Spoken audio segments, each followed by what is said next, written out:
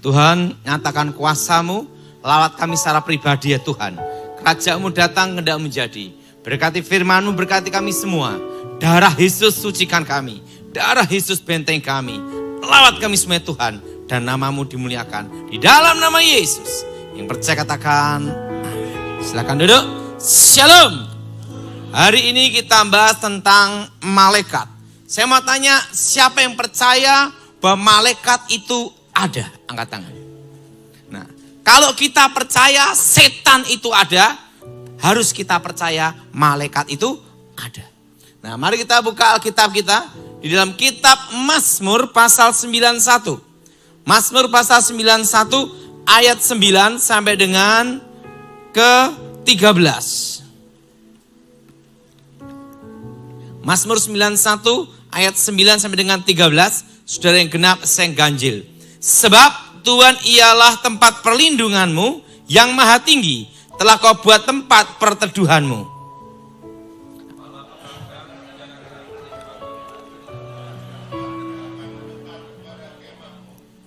Sebab malaikat-malaikatnya akan diperintahkannya kepadamu untuk menjaga engkau di segala jalanmu.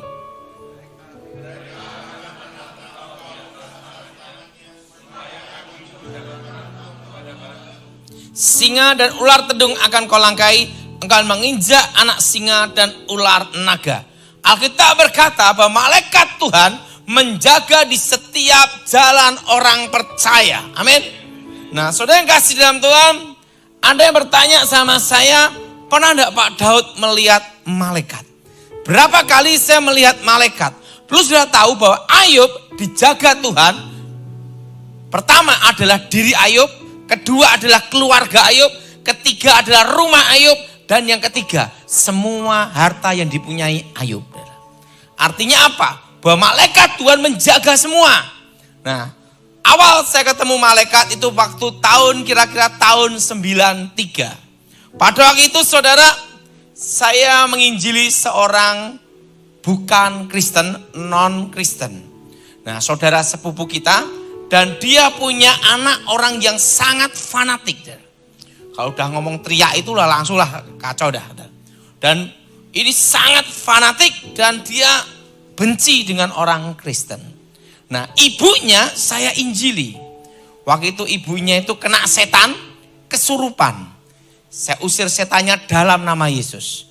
Waktu itu ibu ini mau percaya Tuhan Yesus. Begitu mau percaya Tuhan Yesus, saya mau baptis dia. Nah, rencana mau baptis. Saya pulang. Nah, tiba-tiba keluarganya minta saya datang untuk ke rumah ibu ini.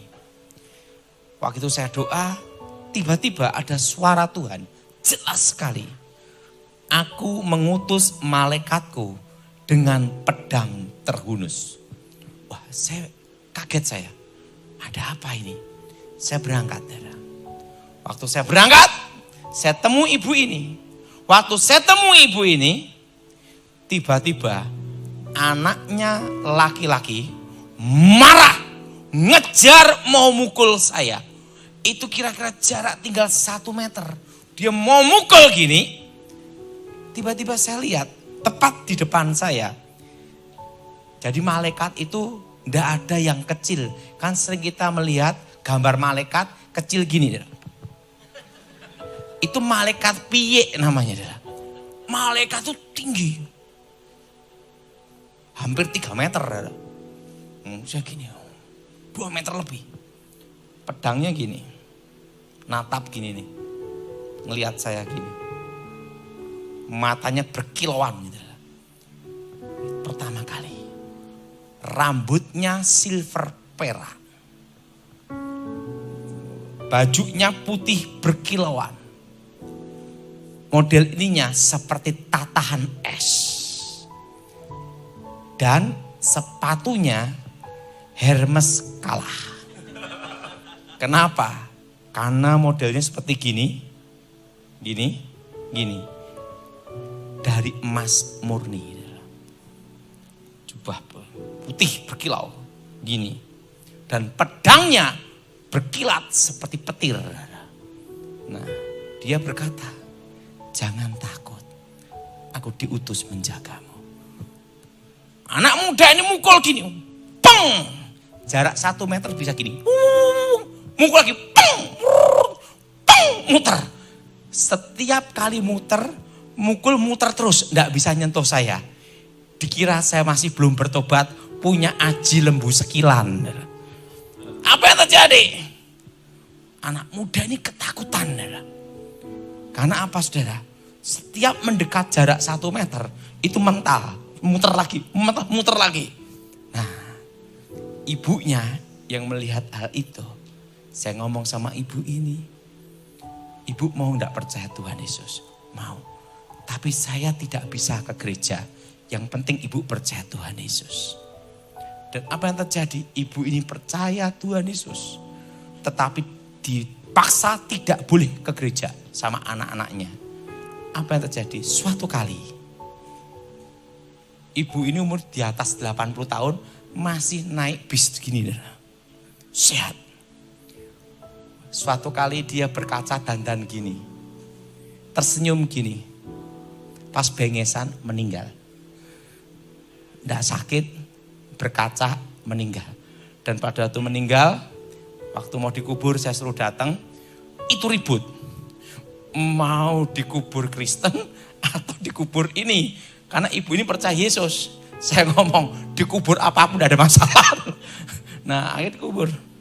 Dan apa yang terjadi saya lihat. Pertama kali saya lihat, malaikat itu ada. Amin. Amin. Dan malaikat itu menjaga. Alkitab berkata malaikat berkemah di sekeliling orang percaya. Menjaga rumah kita dan harta milik kita.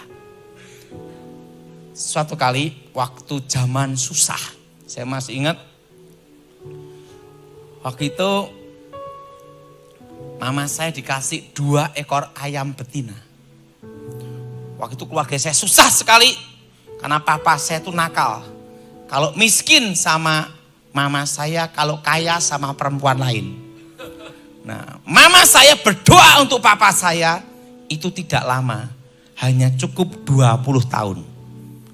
Lumayan lah, saudara. Papa itu nakal, hari ini nikah, besok selingkuh. Mama saya waktu itu miskin sekali, ditinggal pergi papa saya. Waktu itu ada yang namanya itu, dikasih uang, tinggal 25.000 rupiah. Waktu itu sama dikasih 2 ekor ayam betina. Nah waktu itu mama saya ngomong sama saya, Daud,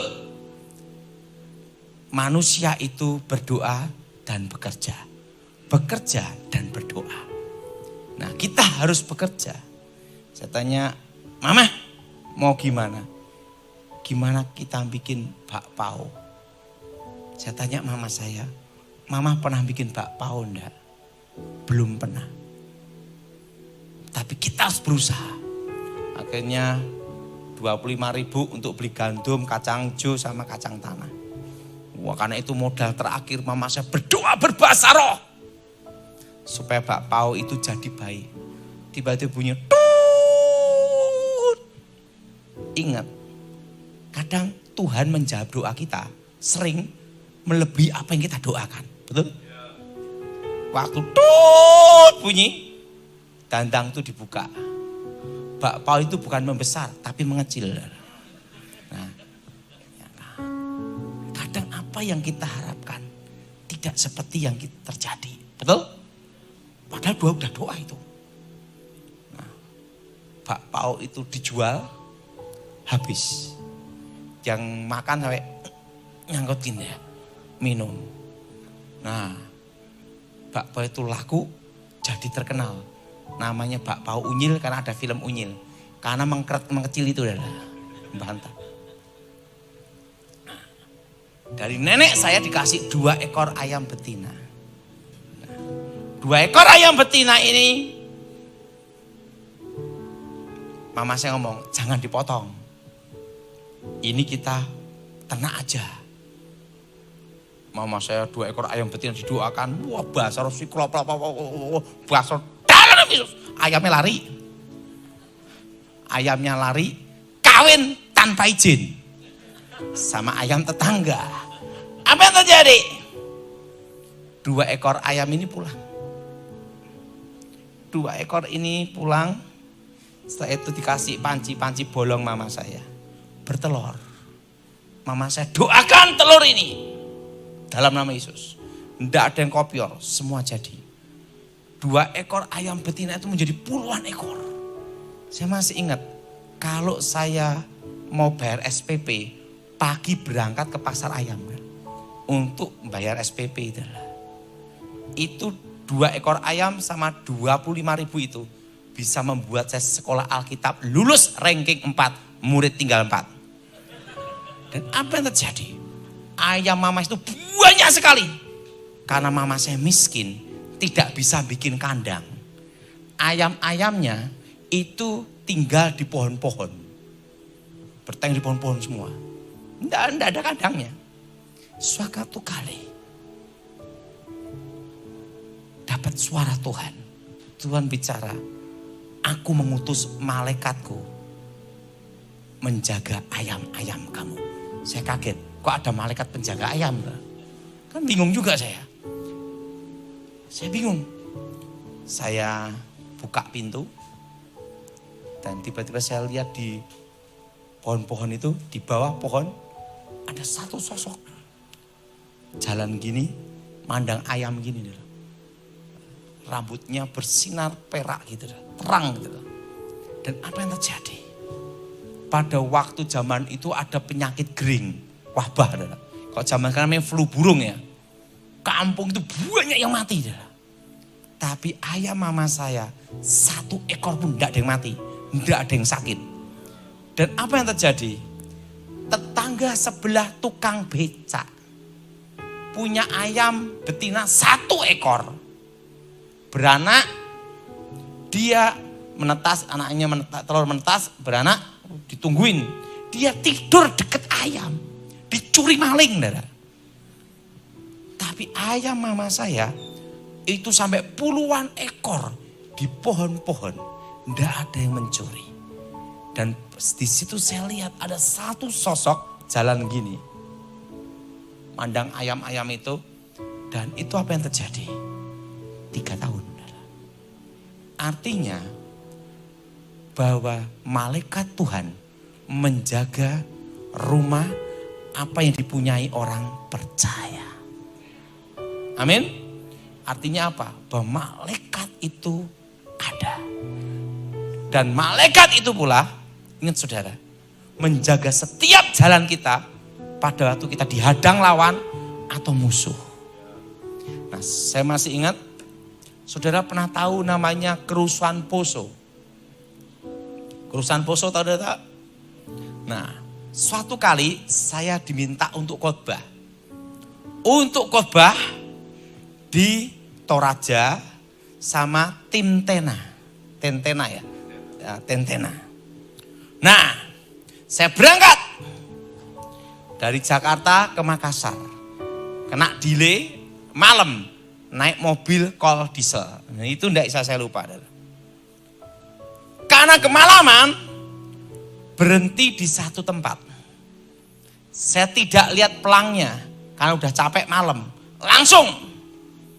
Nah, dan sama yang jaga di situ itu seperti hotel, tidak ditanya KTP.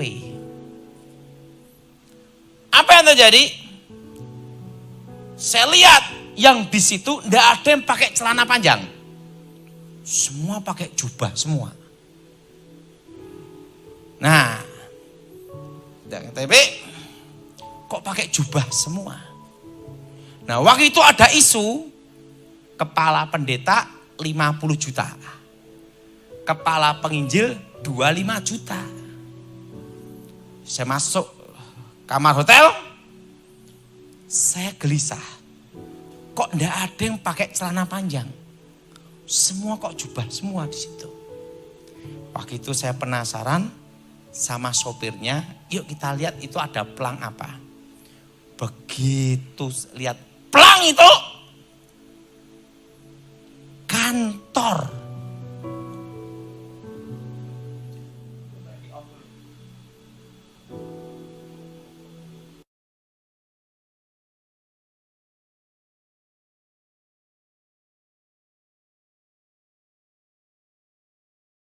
tempat mereka. Sopirnya sama saya gini semua. 25 juta sudah ada di situ.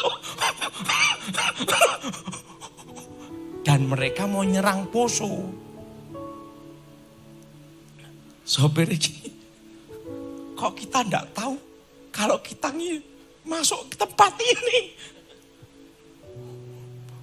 Sopir sama saya masuk ke dalam kamar hotel. Mereka mau rapat. Saya ngomong gini, kita udah terlanjur nginep di sini. Ini kalau kita keluar mendadak pas mereka kumpul, itu bahaya. Lah Pak Daud di mana? Ya, sopir gini, kalau Pak Daud yang mati,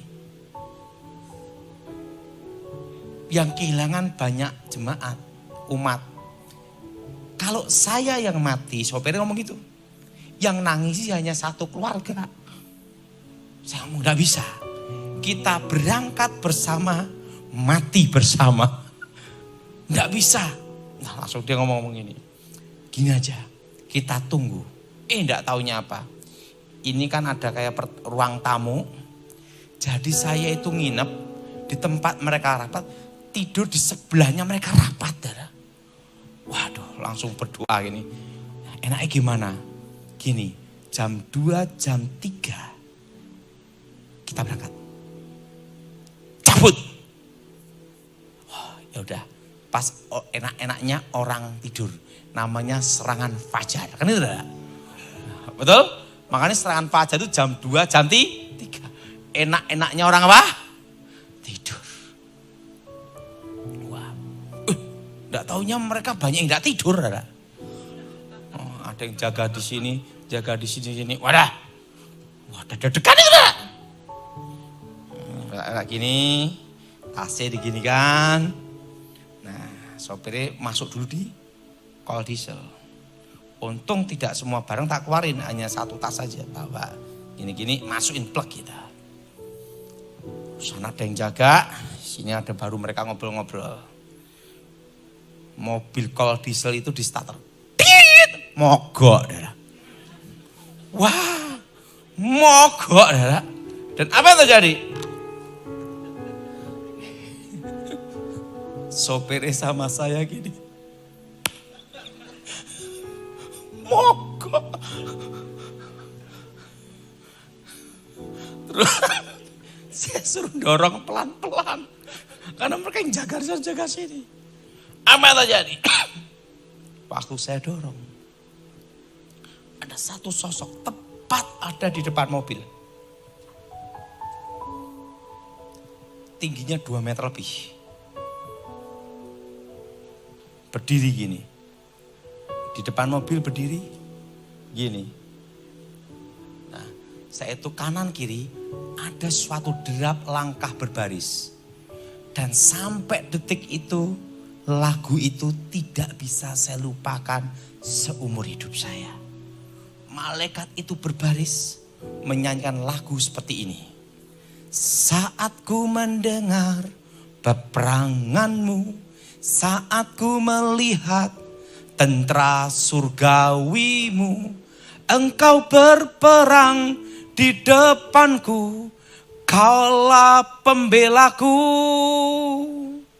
Saat ku mendengar peperanganmu, saat ku melihat tentara surgawimu, engkau berperang di depanku, kaulah pembelaku. Yehova keselamatanku, Yehova perlindunganku, Yehova Yesua Masya. Dep, dep, dep. Itu kayak tentara berbaris nyanyi lagu itu. Yehova keselamatanku, Yehova perlindunganku, Yehova Yesua Masya. Dep, dep, dep, dep, dep. Kemenanganku. Tuk, mobilnya jalan. Duk, saya jalan langsung saya masuk, lari. Sampai Makassar. Dan sampai sekarang saya tidak pernah ke Poso. Nah, kenapa saudara? Di situ saya lihat, bayangin, bahwa malaikat Tuhan menjaga di setiap langkah kita. Nah, saudara tahu yang namanya gempa Jogja? Gempa bumi Jogja.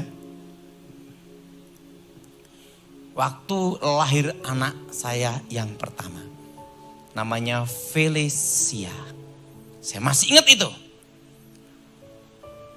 Istri saya bicara sama saya, tapi untuk anak pertama ini lahir ingin di Jogja. Karena ada orang tua dan adik-adiknya.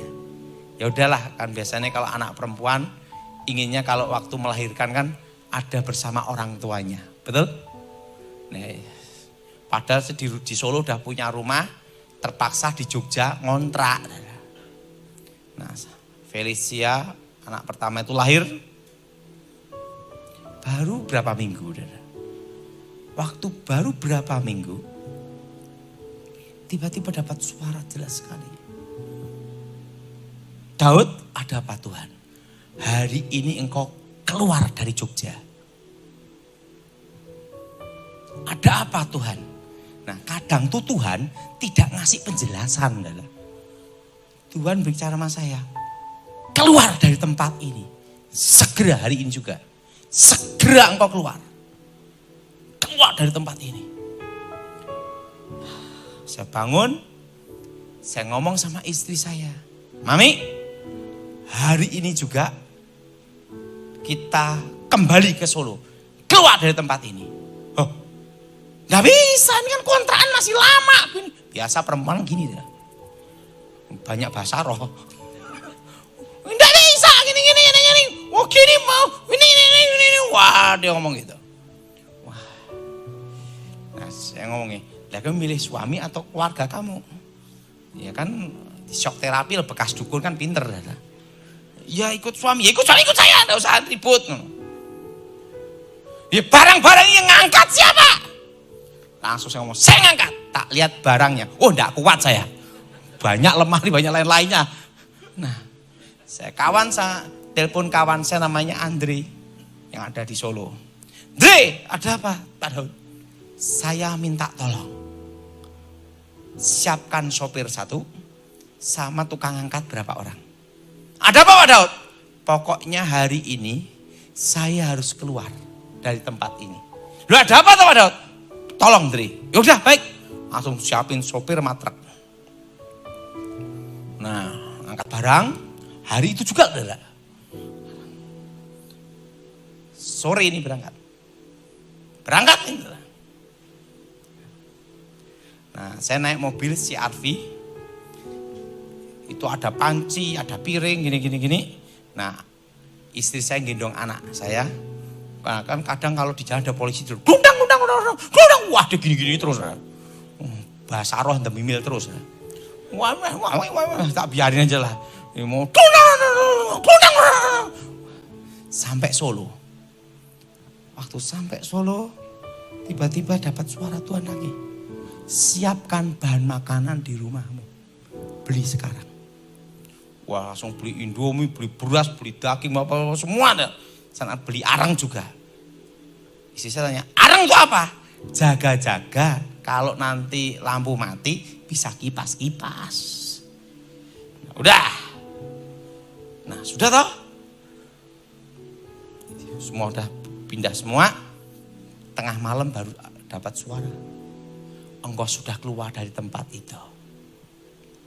Saat ini sudah waktunya aku menginjakkan kakiku di Jogja. Laut bergelora. Apa yang terjadi? Malam itu gempa bumi. Itu tempat yang saya kontrak sekitarnya gitu.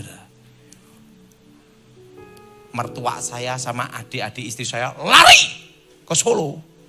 Cari bahan makanan susah. Karena minimarket, supermarket diserbu semua. Nah, mereka sampai ke rumah saya. Loh Daud, kok kamu bisa keluar dari situ, pindah, kenapa enggak beritahu saya? Saya beritahu, saya dapat suara Tuhan, suruh keluar. Kenapa enggak ngomong ke kita, supaya kita ngungsi juga? Saya juga enggak tahu, suruh keluar aja. Dan apa yang terjadi? Mertua saya kaget, karena apa? Udah ada Indomie, ada beras, macam-macam semua. Saya beritahu, karena waktu itu Tuhan beritahu saya, suruh nyiapin makanan. Nah, setelah itu, makanya sampai sekarang saya punya pengalaman, kalau kita ini punya anak kecil, kalau bisa ngalah, jangan ngasih tempat tidur yang tinggi segini. Lebih baik sementara waktu ya di bawah aja. Pengalaman apa? Ini pengalaman. Anak saya Felicia, habis gempa itu besoknya ditidurkan di ranjang. Ranjangnya tinggi segini. Biasa perempuannya suka ngaca sama bengesan toh, gini loh. Nah gitu lah. Udah merah pun tetap gini-gini, di rumah pun tetap gini-gini kan. Padahal belum tentu keluar rumah, betul? Gini-gini, pas gini-gini. Wah. Nah, anak saya Felicia, anak pertama ini belajar gini nih, blek, gelundung, blek. Ke lantai langsung kepala bagian belakang. Buk gitu lah. Isi saya lihat pucat. Pikirannya apa? Gagal otak, betul enggak? Blek. Istri saya udah pucat, panik gini.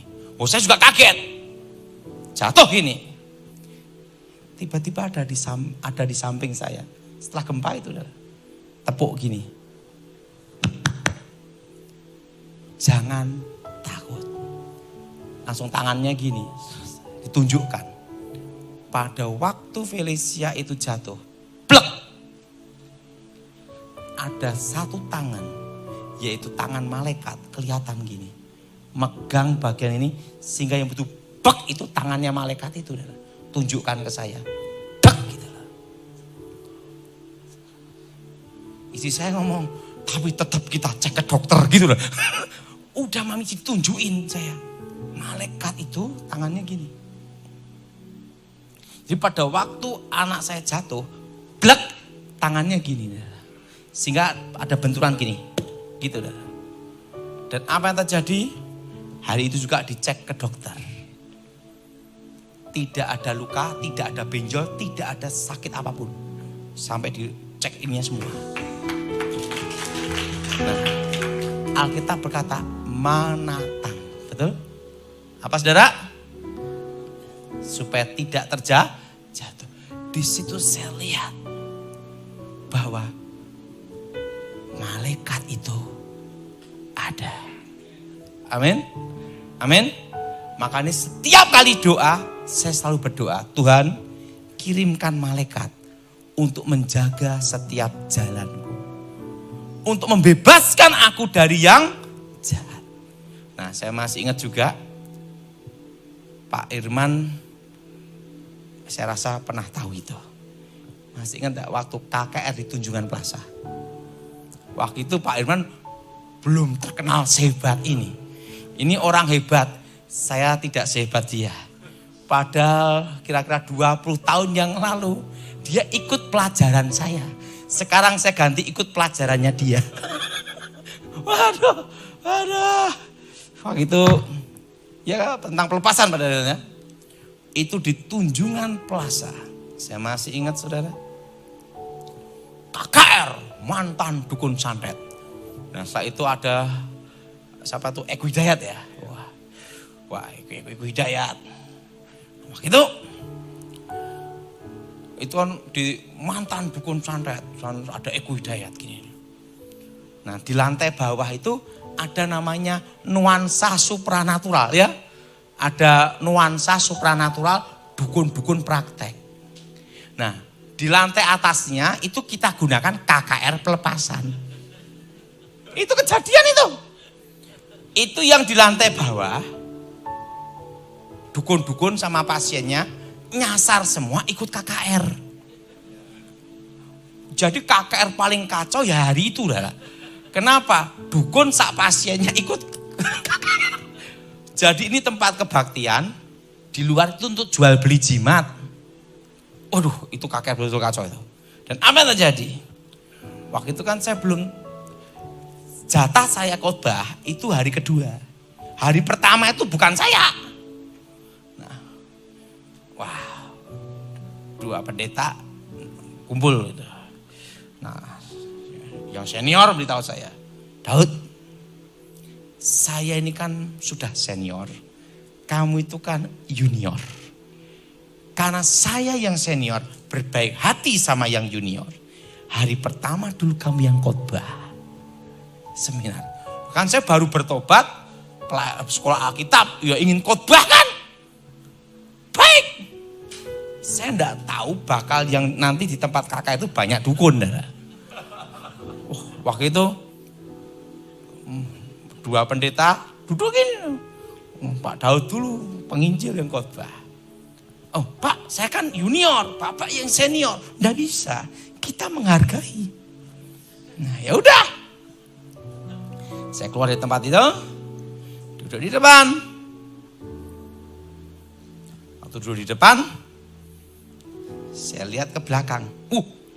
Ada yang bawa tombak, ada yang bawa keris, ada yang pakai kupluk gitu. Waduh, dukun pasien kumpul semua.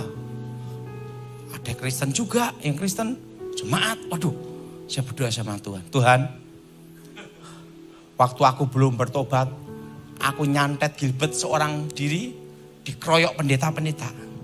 Tapi setelah saya bertobat, dikeroyok dukun. Waduh, gimana ini? Tapi udah telanjur saya di sini. Kaki saya juga keder juga. Waktu itu ada suara Tuhan jelas sekali. Wah tuh, itu saksinya Pak Herman tuh. Maju, aku di depanmu. Saya berdoa. Waduh, saya ada di mimbar, plak. Tiba-tiba ada suara lagi. Katakan kepada mereka semua, yang punya ilmu gaib keluarkan semua. Yang jimat-jimat keluarkan semua. Tuhan, ini suaramu atau bukan? Mati loh, saudara. Itu rekamannya tuh kalau ada tuh ya. Yang punya jimat-jimat keluarkan semua. Yang punya ilmu gaib keluarkan semua. Wah Tuhan, ini suaramu atau bukan? Ini harus uji roh, bukan hanya 2 kali, berkali-kali. Ini suara Tuhan atau bukan? Suatu katakan, ya saya katakan, semua yang punya jimat keluarkan semua, yang punya ilmu gaib keluarkan semua. Tapi mata terpejam, tanda pasrah. Udah, waktu saya pejam mata, udah pasrah, udah. Ada angin kencang, yes. Apa yang terjadi? Saya buka mata gini dulu. Wah ketemu Tuhan di surga nih. Gitu. Udah buka mata gini. Saya ngeliatin detak gitu. Saya lihat ada tiang awan. Dan di sini ada tiang api. Dan di tengah-tengah tiang awan, tiang api itu ada malaikat Tuhan. Dan apa yang terjadi? Itu saya buka mata. Itu sekitar saya khotbah ini paku jarum ada semua. Itu terbang semua. Dan apa yang terjadi? Hari itu banyak yang bertobat, 200 lebih ya. Mas, saya minta didoakan maju Tuhan. Wah dukun-dukun pasiennya datang semua. Nah, tapi di situ saya lihat. Malaikat itu menjaga nyawa kita. Nah di situ saya melihat. Malaikat itu ada. Tepuk tangan untuk Tuhan kita. Nah, ada lagi, saudara. Kerusuhan Sampit, itu saksinya ada. Waktu itu saya sama, sekarang kawan saya ini jadi Wakapolda di NTT. Namanya Klimen Dwi Karyanto. Waktu itu dia masih pangkat kumpul di Kalimantan Selatan di Banjarmasin. Waktu itu dia pakai mobil Timor. jemput saya. Pak Daud, habis tak doain dia ngomong, Pak Daud mau kemana? Mau ke Sampit, ikut enggak men? Namanya Klimen Dwi Karyanto, pangkatnya itu Kompul. Dia jemput saya pakai mobil Timor. Pak Daud, jangan ke Sampit, sana baru kerusuhan, penggal-penggalan kepala. Yang dari sana aja keluar, Pak Daud kok masuk. Gini men, tapi saya disuruh Tuhan untuk ke sana. Oh, gini Pak Daud, kalau kamu ke sana saya tidak bisa dampingi. Loh, kenapa men? Loh, kamu kan kawan saya. Pertama, bukan wilayah saya, gitu loh. Karena kan saya kan Kalimantan Selatan, situ kan Kalimantan Tengah. Kedua, saya aja keluar. Kok mau masuk lagi? Nah, Pak Daud bener, iya. Saya ngomong sama Klimen Dwi Karyanto, udahlah, kalau jadwal saya mati, ya mati. Gosok gigi keselak odol mati, betul lah.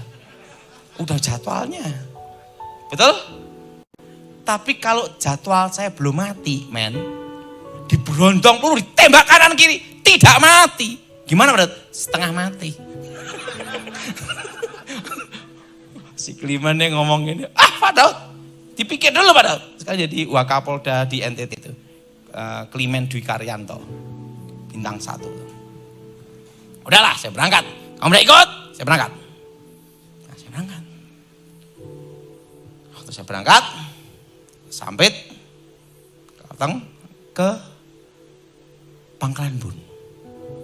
Nah, orang-orang Madura pada lari semua ke Pangkalan Bun. Karena dekat pelabuhan. Orang-orang Dayak yang mau nyerang itu, orang Madura, sudah sampai di Pangkalan Embun. Masuk. Nah, di tempat itu digunakan KKR, mantan dukun santet Daud Tony. Orang-orang Dayak yang mau ngejar orang Madura ini berhenti dulu, malah ikut KKR di Pangkalan Bun. Ketua panitia baru ngucapin kata sambutan. Wah, itu kejadian. Tiba-tiba ada orang Dayak berdiri gini, dibacain mantra gini, des. Ketua panitianya langsung jatuh roboh di tempat. Ilmu Dayak itu. Di depan banyak orang Kristen, jemaat. Ini mereka bawa mandau dan bawa panah. Dibacain mantra gini, ketua panitianya, bus, jatuh. Demonstrasi ilmu hitam di depan. Waktu itu saya berdoa sama Tuhan, Tuhan, ini pas perang aku kesini. Nah, Tuhan bicara sama saya, Daud ada apa? Maju ke depan. Katakan yang namanya Daud Tony kamu.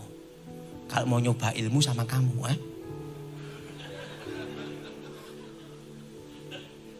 katakan gitu. Tuhan, gimana? Percayalah, aku menyertaimu. Ya, saya gini, di mimbar saya ngomong, tadi itu ketua panitia yang namanya Daud Tony saya. Saudara kalau mau nyoba ilmu, gunakan ilmu kalian semua. Tapi adu ilmu itu tidak boleh nyentuh badan, jarak jauh. Kalau itu nyentuh badan namanya jotosan, betul? Kalau adu ilmu tatap mata dengan mata, jarak jauh, adu kekuatan, begitu. Udah. Saya ngomong demikian, itu ada yang bawa mando, bawa itu panah, sumpit, KKR itu, KKR paling kacau juga itu. Dan apa yang terjadi? Saya ngomong demikian, wah ada angin, tiba-tiba saya lihat ada kilatan petir. Di situ saya lihat malaikat Tuhan berperang. Itu dari mimbar sini sampai situ. Modelnya gini dah. gitu sampai sono. Dan apa yang terjadi? Saya ngomong, saya lihat malaikat Tuhan, pedang malaikat itu seperti petir, untuk menangkis semua ilmu-ilmu mereka. Dan apa yang terjadi? 1 jam saya khotbah. Saya ngomong, sekarang yang ngirim ilmu santet ke saya maju ke depan semua. 200 orang datang. 200 lebih. Bawa mando, bawa panah gitu tuh. Bertobat. Dan apa yang terjadi? Kota Pangkalan Embun tidak terjadi kerusuhan sampai sekarang. Karena yang mau nyerang kota itu bertobat. Jadi pada waktu mau perang enggak jadi. Karena masuk ke tempat KKR. Dan malaikat Tuhan menjaga. Nah, makanya dari situ saudara, saya lihat satu hal. Saudara, setiap kali doa, Tuhan kirim malaikatku untuk menjaga setiap langkahku. Amin. Dan jagai hidupku, keluargaku. Saudara, malaikat itu ada. Satu pengalaman, saya ulangi lagi pada Pak, yang tidak bisa lupakan. Waktu ayah saya mau meninggal, saksinya Pak Bambang, tanya Pak Bambang. Pak Bambang ini ya, Bambang ini. Nah, sebelum ayah saya meninggal, 2 minggu ada suara malaikat. Siapkan tanah kuburan untuk ayahmu. Gitu. 2 minggu. Padahal ayah saya itu masih sehat. Siapkan tanah kuburan ayahmu. Kaget saya. Ngomong sama adik saya, Yohan. Han, yuk cari tanah kuburan di Delingan. Untuk siapa? Untuk papa. Ini papa sih masih sehat. Papa mati loh, Daud. Iya. Nah, papa saya itu kalau ngomel kan kebun binatang semua. Mulutnya belum bertobat. Saya ketemu papa saya. Daud, kamu cari tanah kuburan untuk siapa? Untuk papa. Hah? Aku memang mati toh, Daud. Iya. Dia diam gitu. Diam gini. Betul aku mau mati, Daud? Iya. Hari itu semua utangnya dilunasin. Utang-utang dilunasin. Pajak-pajak dibayarin semua. Dan dia nyetrika baju-bajunya dia. Termasuk baju yang untuk nanti pemakaman dia. Waktu itu saya khotbah di Jakarta. Menuju ke Surabaya karena mau khotbah di Victory. Dijemput Pak Bambang di pesawat. Dapat suara Tuhan lagi. Daud, ada apa Tuhan? Papamu pulang. Hari ini kupanggil. Batasnya jam 10 malam. Sebelum jam 10 malam, beritahu keluargamu semua dan teman-temanmu. Gitu. Pak Bambang ada di situ. Dan di situ ada suara. Itu suara malaikat lagi. Beritahu. Ya udah. Ada Pak Bambang. Ada Rwanda waktu itu. Ya telepon sama kawan saya. Pak Gilbert, ada apa Pak Daud? Ini papa saya mau meninggal jam 10. Loh. Papamu sakit apa? Enggak sakit. Enggak sakit. Tahu saya dikasih tahu nih, berarti jam 10 malam. Teman-teman tak telepon semua. Semua tak kabarin. Nanti ngelayat papa saya. Adik saya, mama saya. Mama ada di mana? Ini sama papa baru makan bakso. Orang masih sehat. Makan bakso, iya. Tadi pagi mencret. Oh yaudah, ini papa makan bakso sama mama. Yaudah. Saya masih ingat itu. Jam 8 dapat berita serangan jantung. Sehat-sehat aja. Jam 9.30 malam saya doa, Tuhan, kehendak-Mu yang jadi. Tapi aku ingin melihat papaku untuk terakhir kalinya. Kendalanya saya ada di Surabaya, papa saya di Solo. Itu seperti layar, tidak dibatasi ruang dan waktu.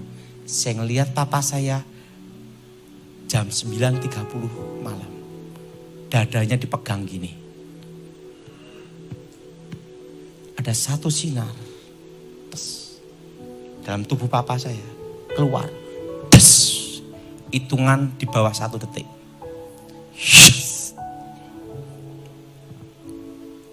Ada pintu. Dan malaikat Tuhan menjaga di situ. Pintunya terbuka. Papa saya mau masuk pintu itu. Langsung ditok. Tok! 69 tahun. Saya baru mengerti.